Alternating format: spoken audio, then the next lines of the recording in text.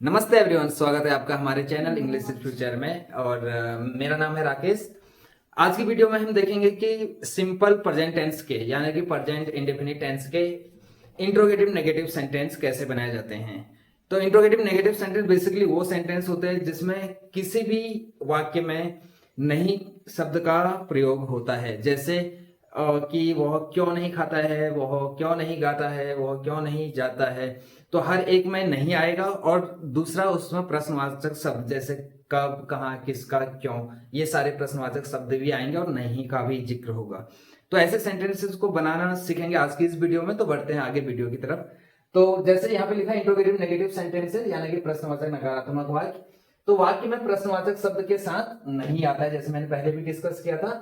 तो इन वाक्यों को बनाने में सहायक क्रिया के बाद नॉट लगाते हैं। तो हमेशा में याद रखना कि जब भी हम ऐसे वाक्य बनाए तो पहले हमें सहायक क्रिया लिखनी होती है, उसके बाद हमें नॉट का इस्तेमाल करना होता है।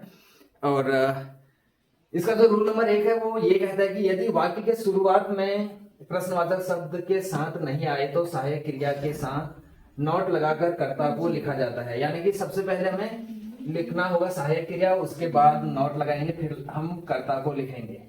और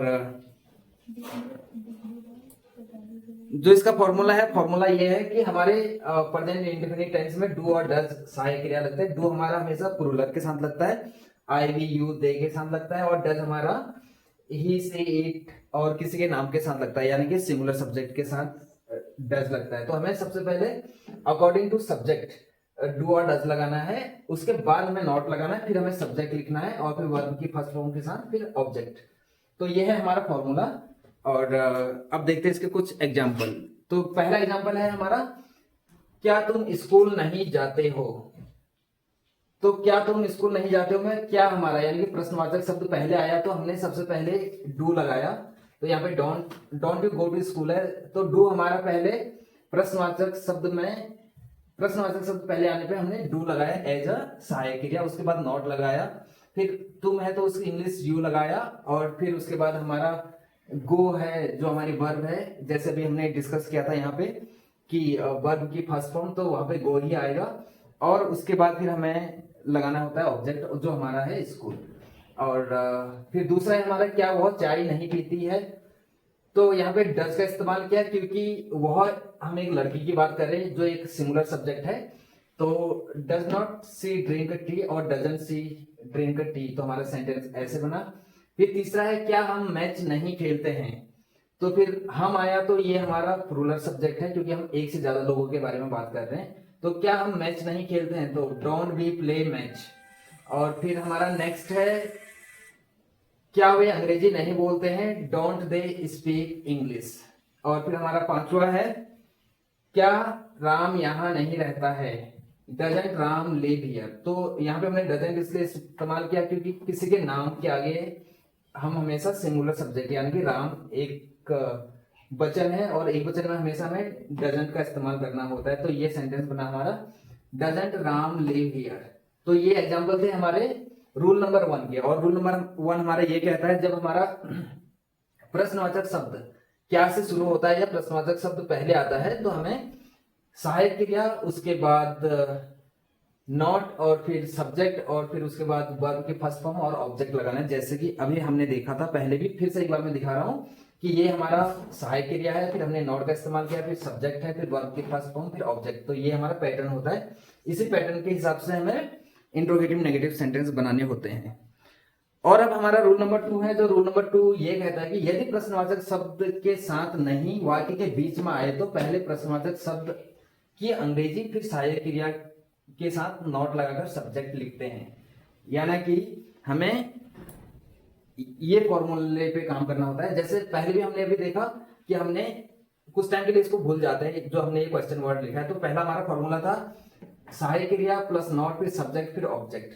तो अगर प्रश्नवाचक शब्द बीच में आता है तो फिर हमारा यहाँ पे प्रश्नवाचक शब्द की इंग्लिश पहले आ जाती है, उसके बाद जो हमारा पुराना पैटर्न था वो सेम कॉपी हो जाता है, जो है हमारा सहायक क्रिया फिर नॉट फिर सब्जेक्ट फिर वर्ब की फर्स्ट फॉर्म के बाद ऑब्जेक्ट।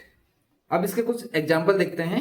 और एग्जाम्पल यहाँ पे कुछ इस टाइप से हैं, जैसे तुम स्कूल क्यों नहीं जाते हो। अब जो क्यों है हमारा वाक्य के बीच में आया है, तो क्योंकि इंग्लिश हमें पहले लिखनी होगी, फिर हमारा सहायक क्रिया आएगा। तो क्योंकि इंग्लिश हुई व्हाई, फिर सब्जेक्ट हमारा प्लूरल सब्जेक्ट है तो फिर हमें यहाँ पे डू का इस्तेमाल किया, फिर नॉट है, फिर सब्जेक्ट हमारा यू है क्योंकि तुम है या आप जिसे हम बोलते हैं, फिर गो है हमारा जाना, तो ये उसकी फर्स्ट फॉर्म है, और टू स्कूल फिर वो हमारे अदर वर्ड्स आ गए। तो तुम स्कूल क्यों नहीं जाते हो, why don't you go to school.